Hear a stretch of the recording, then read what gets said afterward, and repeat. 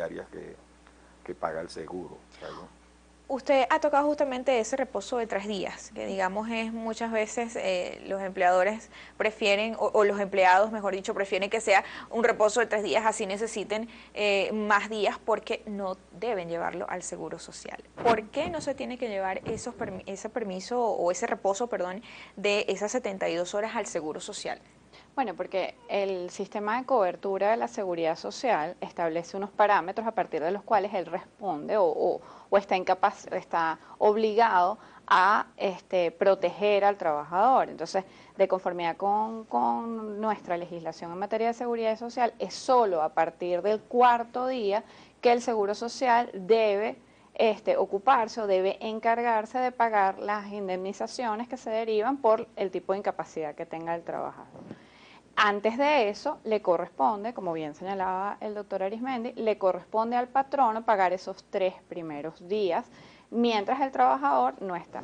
Lo que sí es importante, y me parece súper importante acotar de lo que tú dijiste, el tema de la incapacidad o del reposo no es algo potestativo del trabajador, y en eso tenemos que ser muy cuidadosos, porque estamos hablando de algo vital, que es la salud de los trabajadores. Entonces, aun cuando sea a lo mejor un poco engorroso o no me guste tener que ir al Seguro Social, yo no soy quien tiene que elegir cuál es mi incapacidad.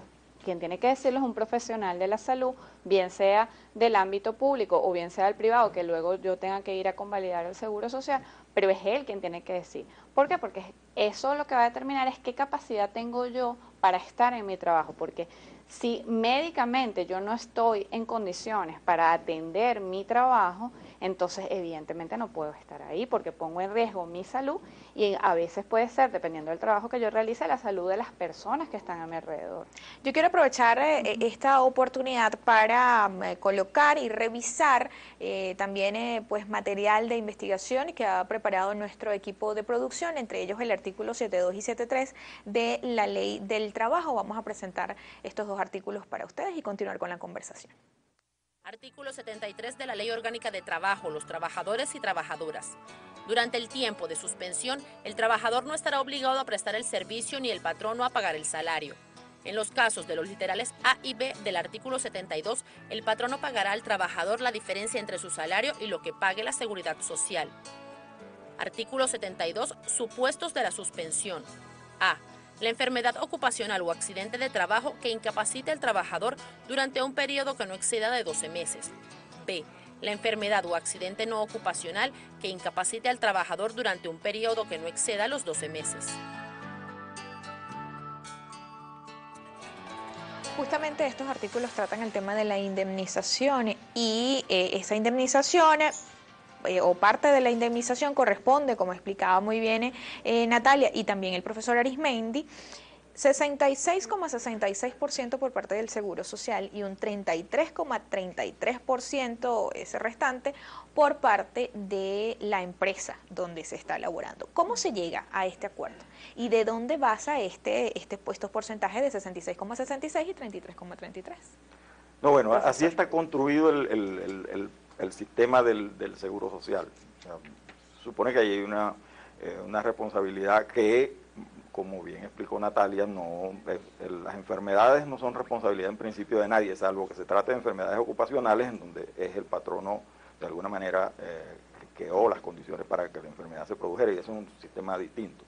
Pero se supone que ahí hay una especie de equidad, hay una distribución de las cargas, la seguridad social asume un porcentaje y el empleador asume otro. Ahora, yo quisiera plantear un asunto que a veces no es, bueno, digamos, generalmente se desconoce, porque muchos trabajadores tienen la percepción de que es su patrono quien debe hacer ese pago, quien debe cancelar, y de hecho, insisto en que, por ejemplo, en la administración pública, en las grandes empresas donde hay convenios colectivos, se ha convenido que el empleador paga y después el seguro le restituye a los patronos ese pago. Eso ha generado una confusión que hace... Pero eso solo pasa en el sector público, ¿puede llevarse también en el sector privado? No, en el sector privado hay muchísimos convenios colectivos. En donde hay convenios colectivos casi que la regla es que se establezca esa manera de proceder, porque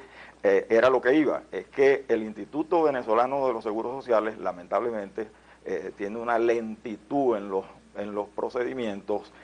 El hecho mismo de certificar que la persona está efectivamente enferma ya es un problema desatendido desde hace mucho tiempo, porque los hospitales del seguro no funcionan o sea, los servicios de salud del seguro no funcionan. Entonces el trabajador acude a un médico particular, entonces tiene que, más bien el seguro lo que hace es validar esos reposos. Eso supone un trámite, pero lo que preguntaba sobre el monto de la indemnización es una construcción que pretende ser equitativa. Si el empleador tiene asegurado al trabajador, y esa es la regla, que debe tenerlo asegurado, entonces le corresponde al seguro pagar la mayor parte y ese porcentaje. Vamos a hacer un corte. En la próxima parte vamos a explicar, ustedes me van a explicar en qué consiste esa validación de los reposos por parte del Seguro Social. ¿A dónde hay que acudir? No se aparten de nuestra pantalla, ya regresamos con mucho más.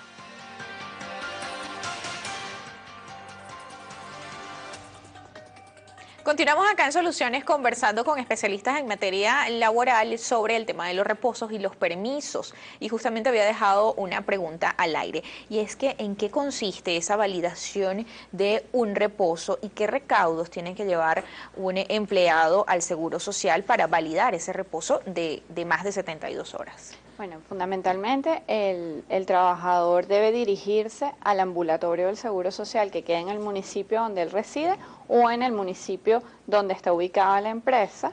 Debe trasladarse ahí si no se atendió en una dependencia del Seguro Social, con el comprobante que le haya emitido un médico particular, una impresión de su registro en el Seguro Social, que lo puede hacer a través de la página web con sus datos, y una copia de su cédula. Eso debe hacerlo antes de que se cumplan las 72 bueno, horas. no, antes de que se cumplan las 72 horas de que fue emitido el reposo, pero ese reposo a su vez tiene que ser superior a 72 horas, porque si no, no se lo van a convalidar. Y en ese momento, en el Seguro Social, o bien lo puede atender un profesional directamente en esa oportunidad, y si no está disponible en ese momento, le fijan una cita para que con la información médica que le está llevando, le convaliden el reposo. Ese reposo a su vez debe llevarlo a la empresa. Y una cosa que es súper importante que los trabajadores tengan en cuenta en estos casos es que cuando un trabajador es sujeto a una incapacidad, eso supone que no está asistiendo a su puesto de trabajo. El reglamento de la Ley Orgánica del Trabajo establece un plazo de 48 horas dentro de las cuales el trabajador debe notificar al patrono de la causa por la que no está asistiendo a su puesto de trabajo y presentar un soporte de eso, aun cuando en este caso puede ser que todavía no esté convalidado por el Seguro Social, después puede cumplir con esa formalidad. Pero lo que sí es importante es que dentro de esas 48 horas cumpla con la obligación de notificar al patrono de que en efecto la razón por la que no puede asistir, que es un reposo médico. ¿Por qué el legislador estableció, o el reglamentista en este caso estableció 48 horas? Bueno, porque justamente para enervar, para que contra ese trabajador no se puedan ejercer medidas disciplinarias, una de las cuales es el despido justificado, porque tenemos que tener en cuenta que una de las causales de despido justificado es que el trabajador en un periodo de 30 días inasista a su trabajo más de 3 días.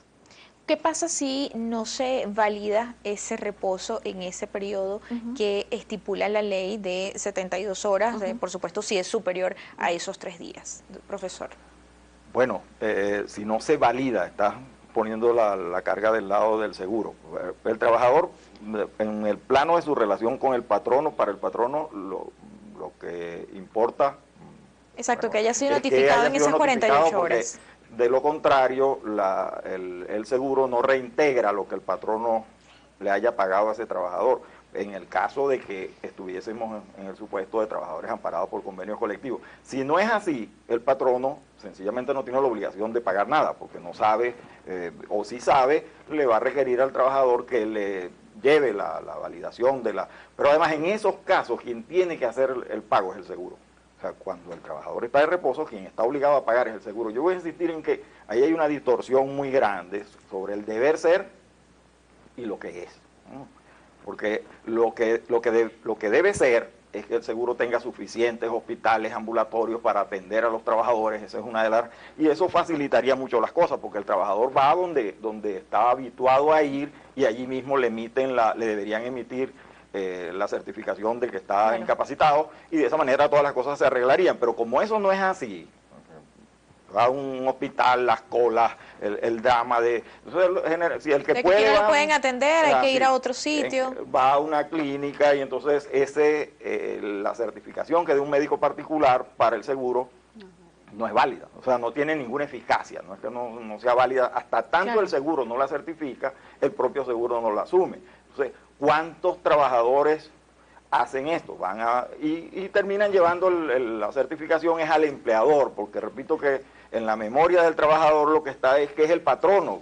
Eso es un tema que el propio Seguro Social debería aclararlo suficientemente bien para que se sepa de qué lado están las cargas, porque el patrono lo que tiene que mantener es al día sus contribuciones con el seguro. Pero ¿cómo se puede aclarar, profesor, si en la ley del trabajo y tanto en la ley de seguro social está estipulado de esta forma y pues todavía se mantienen esas dudas en los trabajadores sobre quién me paga el reposo, si es el seguro social o tiene que pagármelo justamente el empleador, como dice el profesor?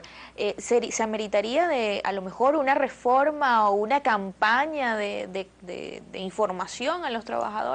¿Qué consideran ustedes? Yo lo que creo es que deben cumplirse las normas claro, porque está, solo que no lo conocemos. Del incumplimiento la tiene el Estado, que es el que está obligado a hacer que la institución funcione, me refiero al Seguro Social, y a informarle debidamente a los trabajadores de cómo son los procedimientos, porque en la medida en que eso queda en una especie de limbo, es más fácil reclamarle al patrono que al Seguro Social. ¿Hay un límite de reposos? Sí. La ley establece que la incapacidad, o sea, la suspensión de la relación de trabajo por reposos médicos, ya sean derivados de enfermedades o accidentes comunes y ocupacionales, es hasta un máximo de 12 meses. O sea, el patrono a lo que está obligado a esperar es que el trabajador esté hasta un máximo de 12 meses alejado de su puesto de trabajo como consecuencia de un reposo.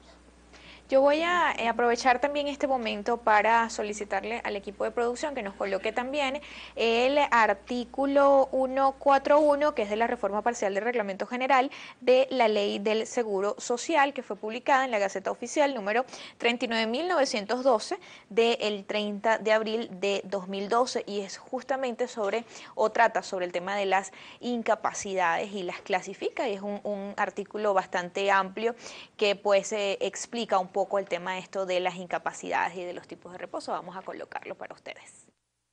Reforma parcial del Reglamento General de la Ley del Seguro Social. Gaceta Oficial número 39.912 del 30 de abril de 2012. Parte del artículo 141 dice: en caso de enfermedad o accidente que le incapacite para el trabajo, el asegurado tendrá derecho desde el cuarto día de incapacidad y hasta por 52 semanas consecutivas a una indemnización diaria equivalente a los 2/3 de promedio diario de salario, a cual se pagará por periodos vencidos. Dicho promedio se determinará de la siguiente forma: A. Se sumarán los salarios semanales sobre los cuales se hubiere cotizado o recibido prestaciones en dinero durante el periodo señalado en el último documento de comprobación de derechos emitidos por el Instituto. El total así obtenido se dividirá entre el número de semanas de que conste dicho periodo. Y B. El cociente resultante de la operación indicada en la letra anterior se dividirá entre 7 para obtener así el promedio diario del salario. Parágrafo único.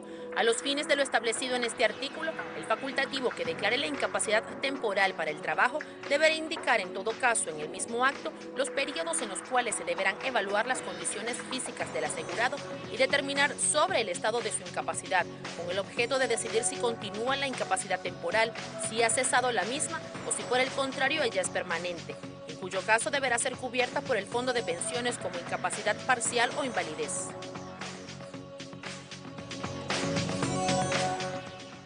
Uno lee estos artículos y pues si no es abogado no los entiende. La verdad es así, o sea, pareciera, digamos, muy explícito en cuanto a materia legal, pero pues un empleado lee a lo mejor este artículo y dice, epa, ¿Qué significa esto? Y justamente yo les quiero preguntar a ustedes, ¿qué significa esto?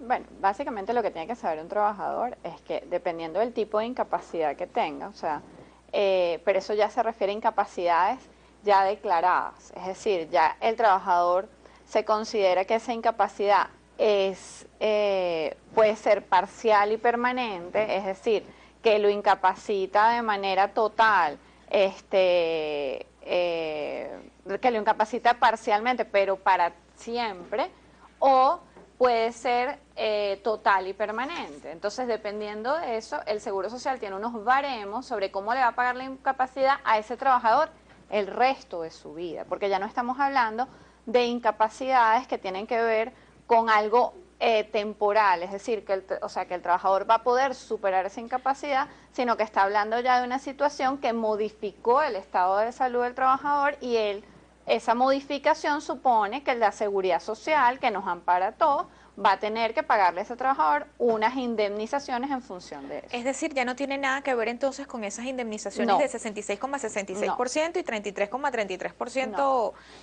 por parte del Seguro Social y la empresa donde se labora. Porque la incapacidad supone un estado de la persona que precisamente certifica el seguro. El seguro dice, tal persona no se le redujo su capacidad en tanto por ciento, y el propio instituto determina la cuantía de la indemnización que le va a pagar, es decir, cuánto se le debe pagar a ese trabajador, pero es un pago que va a hacer el seguro. Claro, O sea, pongamos un ejemplo concreto, una persona por estar sometida a un ruido fuerte en un momento, se le reduce su capacidad auditiva en un 30%.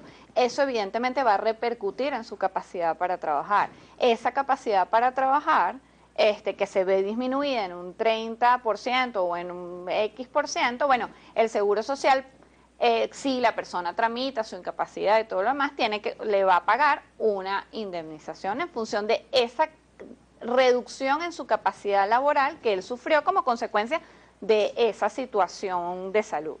Ahora bien, en los reposos que no son por incapacidades, completamente, ¿se puede por parte del Seguro Social declarar un reposo o la presentación de ese reposo extemporáneo, es decir, que no se presentó en el tiempo estipulado según la ley y según pues el reglamento del Seguro Social? ¿Sí se puede pasar? Claro. ¿Y cuáles son las consecuencias de esto? Claro, ¿qué es lo que ocurre? El Seguro Social tiene unas normas, tiene unos parámetros establecidos y es un poco en lo que insiste el profesor Arismendi. O sea, el mundo ideal es que yo no tendría que ir a validar reposos al Seguro Social, sino que yo fuese a atenderme como pasa en muchísimos países, yo como trabajador tendría que ir y atenderme en un ambulatorio, en un hospital, en un centro médico del Seguro Social, que sea el que de una vez me diga cuánto tiempo va a ser mi reposo. Pero como están saturados y no tienen la capacidad para poder atender a los trabajadores, entonces en ese caso, si yo voy a un médico privado y ese médico privado me otorga un certificado, o sea, me dice, usted tiene que guardar reposo por tanto tiempo y tengo que irlo a validar en el Seguro Social, si yo no cumplo con los lapsos que me establece el Seguro Social, puede ser que el Seguro Social diga, esto fue extemporáneo, usted no lo presentó oportunamente y por lo tanto no lo validamos. ¿Cuál es la consecuencia? Que el Seguro Social no está obligado a pagar ese reposo. ¿Qué pasa si, y me imagino que se han presentado casos, ustedes como abogados a lo mejor lo han tenido que ver, se ha falsificado por parte de algún trabajador un reposo? ¿Qué consecuencias? ¿Cómo se logra identificar a lo mejor un reposo que haya sido falsificado con un reposo que sea bien validado según el Seguro Social? Perdón, bueno, lamentablemente profesor. Eso ocurre con más frecuencia de lo que uno se imagina. Pero bueno, si el trabajador falsificó el seguro, desde el punto de vista laboral, esa es una causal de despido porque, bueno, hay una violación grave a la confianza, a todo lo que significa el recto proceder.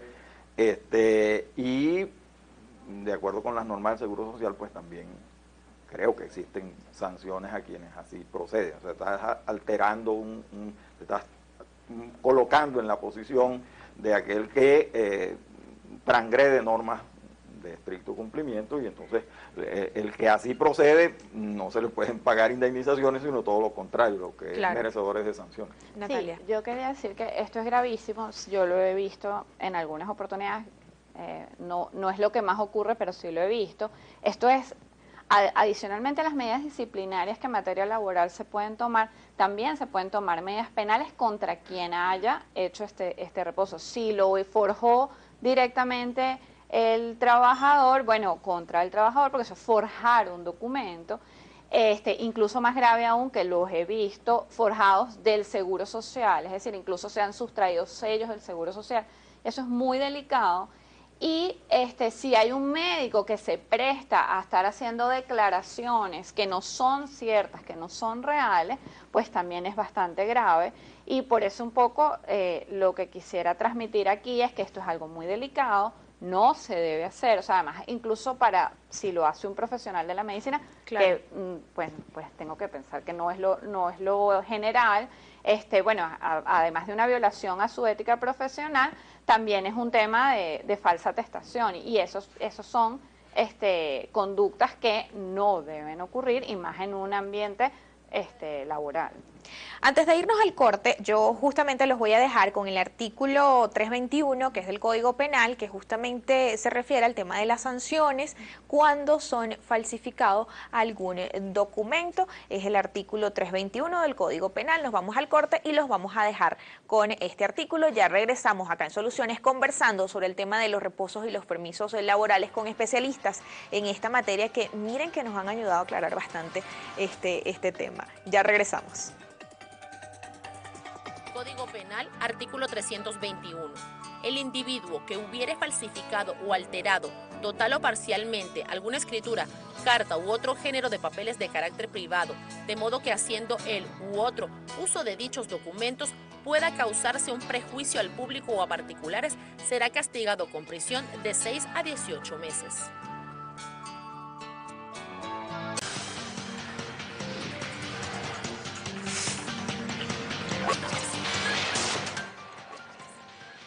Vamos a iniciar este bloque revisando ya la participación de ustedes, nuestros queridos televidentes, que además están muy atentos siempre todos los días a nuestro programa, y yo voy a aprovechar para agradecerles toda esa atención que han tenido con nosotros a través de nuestras redes sociales en Twitter y en Instagram, @SolucionesGB. Recuerden que el día de hoy estamos utilizando la etiqueta numeral Soluciones Laboral, justamente porque estamos conversando con especialistas en esta materia sobre los reposos y los permisos. Y ya hay muchas preguntas, muchas dudas.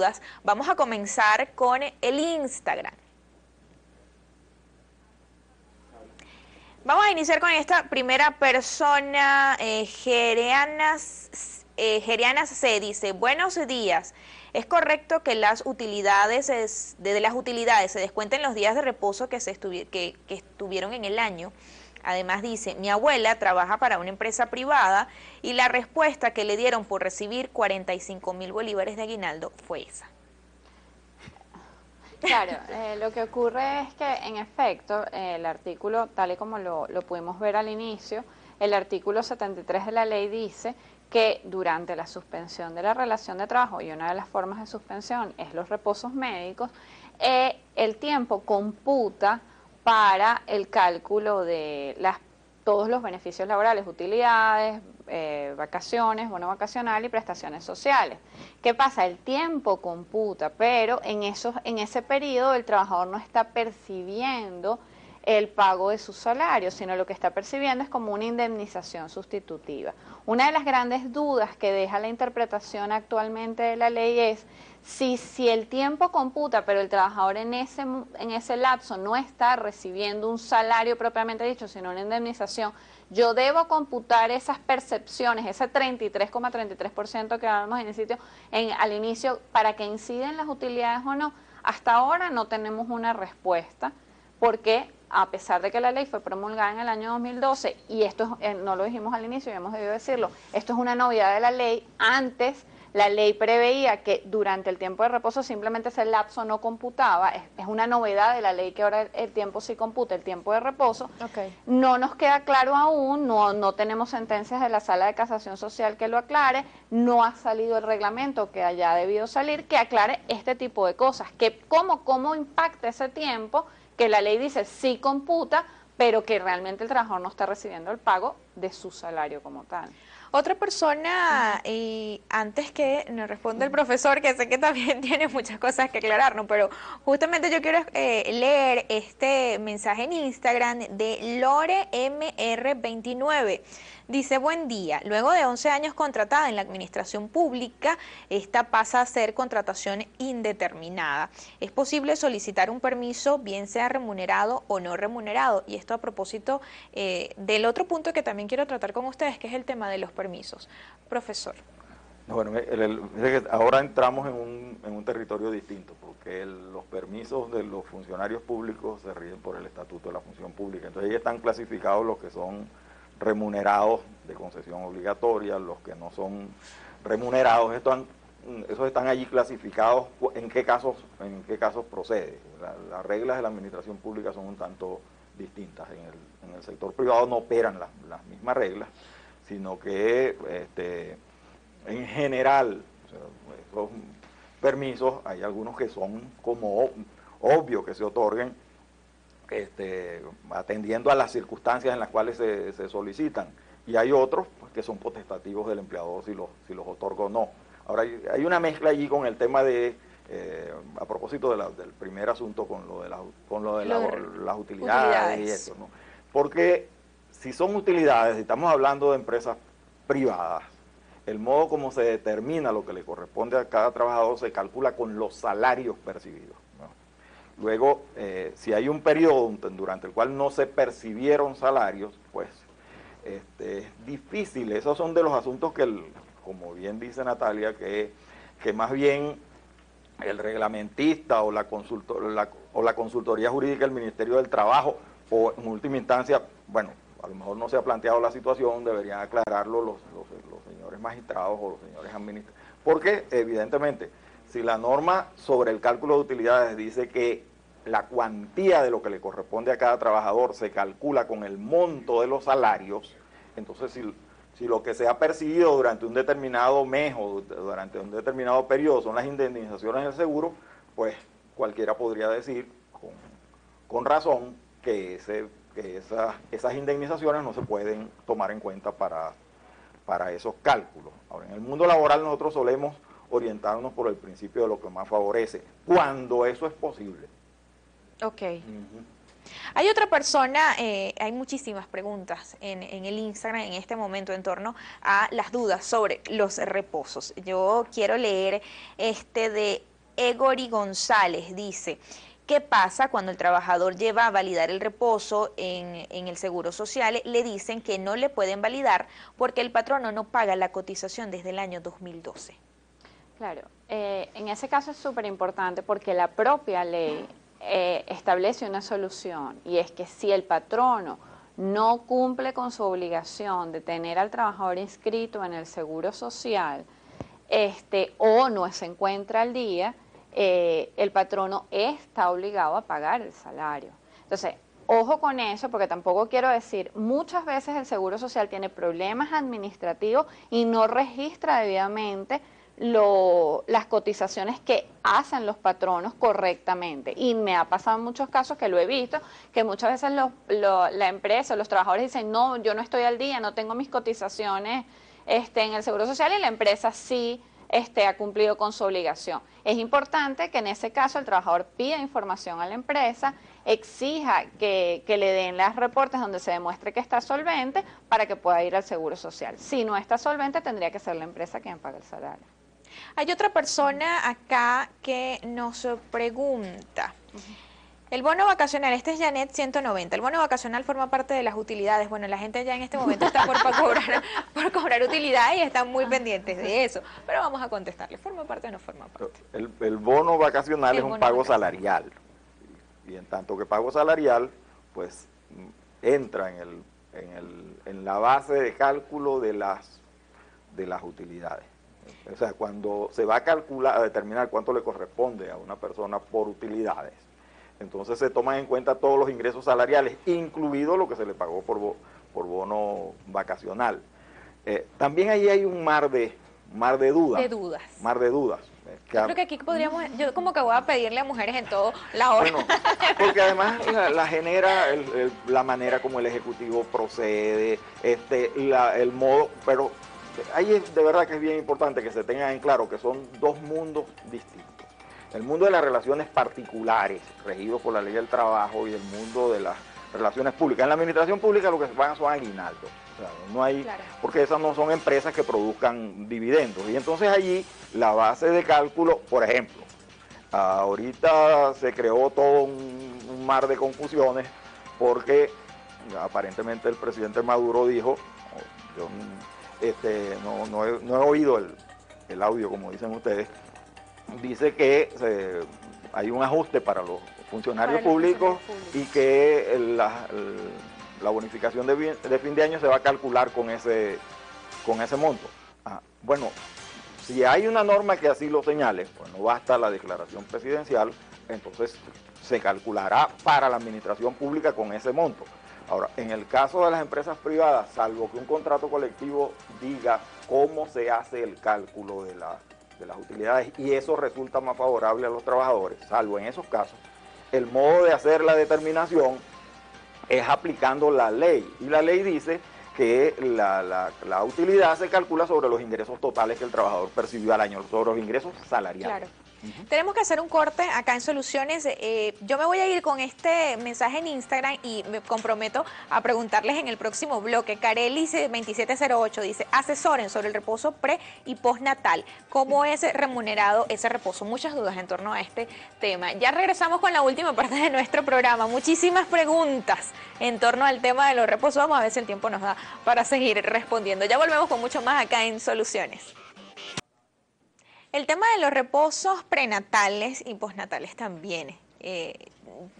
Surgen muchas dudas en torno a esto, pero ¿cuándo cuándo es legal? ¿Cuánto es el tiempo según la ley? Aclárennos y aclárenle también a nuestra audiencia cuáles son esos tiempos para el reposo prenatal y el reposo postnatal. ¿Qué hay que hacer? ¿A dónde hay que ir? ¿Hay que ir también al Seguro Social a validarlo? ¿Cómo es este tema en ese caso?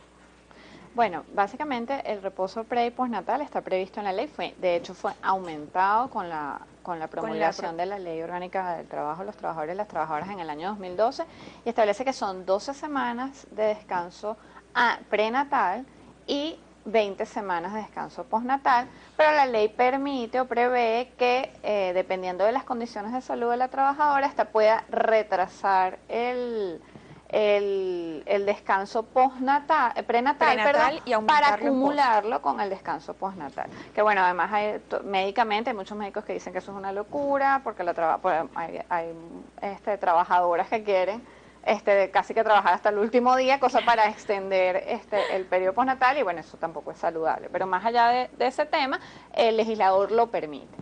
Es como un reposo igual que cualquier otro reposo, a pesar de sus características tan especiales para la mujer y para la sociedad, es un reposo igual al resto de los reposos, y eso supone que la trabajadora de igual manera tiene que ir a la Seguridad Social, validar su reposo, igual que el resto de los reposos, una porción la paga el patrono y la otra porción la paga el Seguro Social. ¿Qué es lo que ocurre? Tradicionalmente en Venezuela, por convenciones colectivas, aun cuando no se regulara eso para otros reposos, siempre se ha establecido que el patrono pagaba o anticipaba el pago y después tramitaba la devolución, o sea, la trabajadora al tramitar la devolución al Seguro Social lo reponía.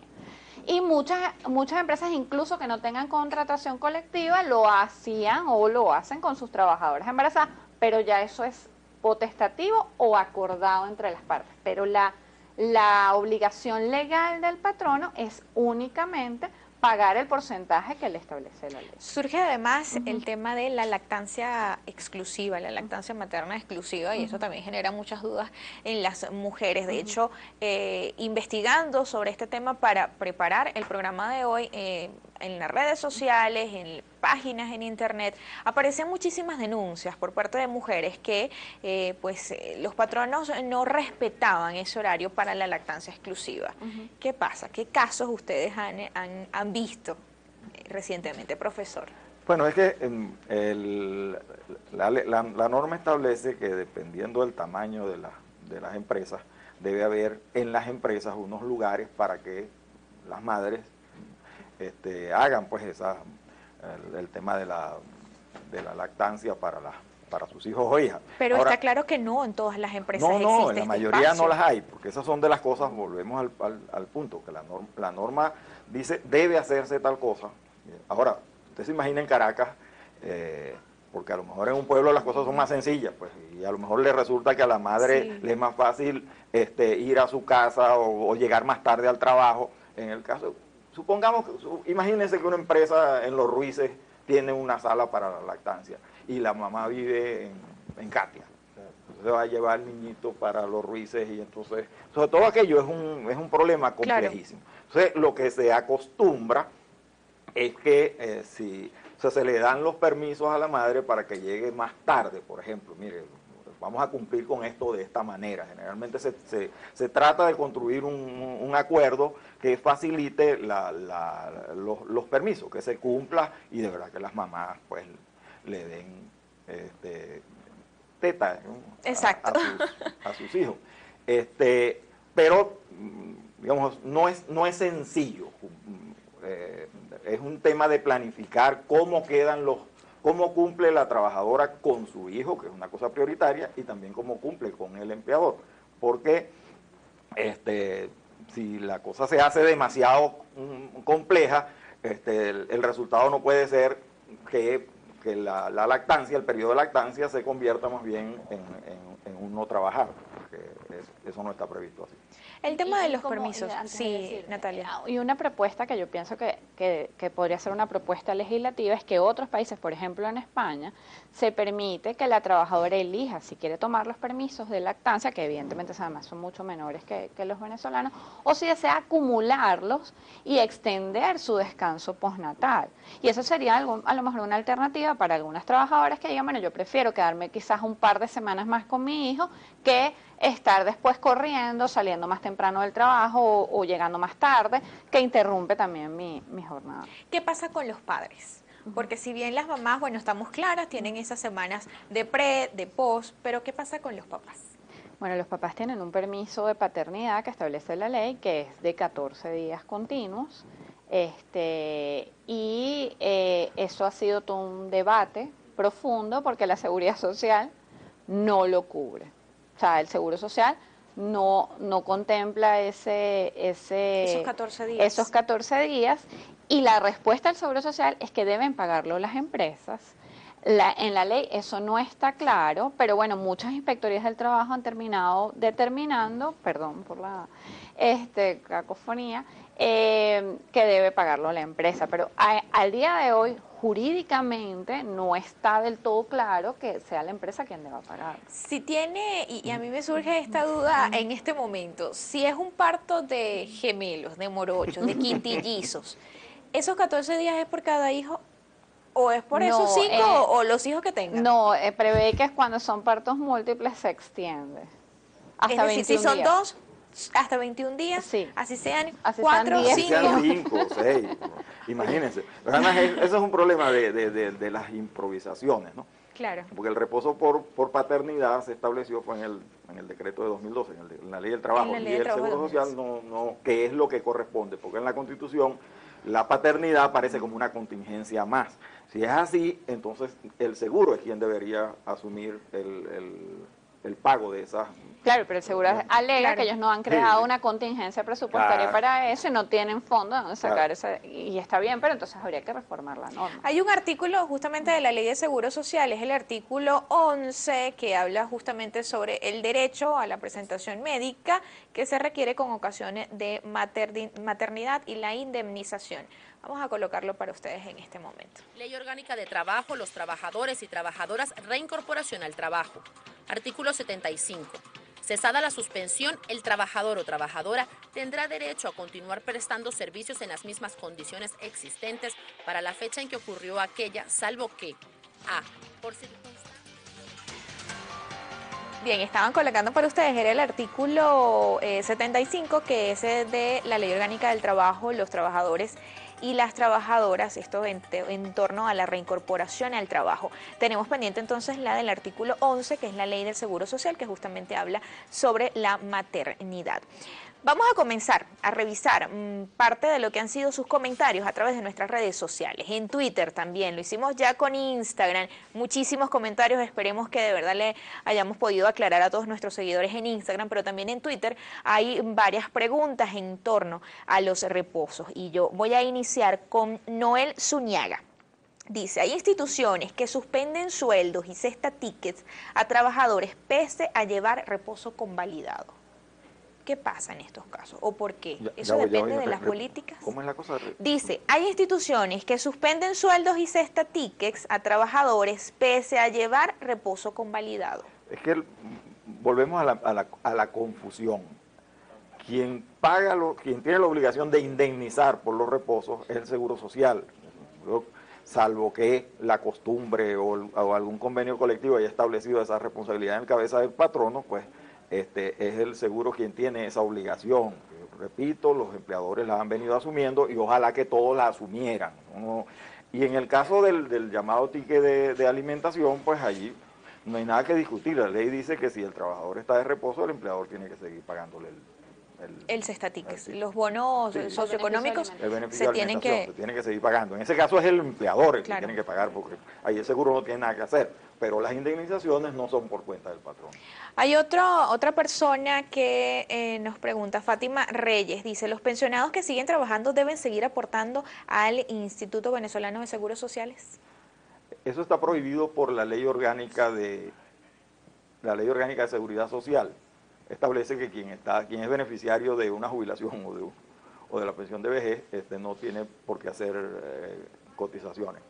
Ahí la pregunta de las 100.001 lochas es la otra, porque, y entiende uno que es el estado de necesidad el que lleva a las personas a seguir trabajando después que están pensionados o jubilados, porque la lógica lo que indica es que cuando la lógica de las instituciones, no de un país destartalado como el que tenemos, no, la lógica de las instituciones es que si una persona alcanzó la edad para ser beneficiario de una pensión de vejez, pues no tenga que estar trabajando para completar el ingreso. Lo correcto es que la pensión fuese suficiente para que la persona se mantuviese y no tuviese que estar acudiendo a seguir trabajando. Ya nos tenemos que despedir, Natalia, tus recomendaciones a esos trabajadores que en este momento nos están viendo y que a lo mejor continúan teniendo algunas dudas en torno a los reposos. No, bueno, es importante que en materia de reposos, bueno, primero sigamos las recomendaciones de un profesional, o sea, no es que yo decido la duración de mi reposo, y mantenernos informados en las oficinas,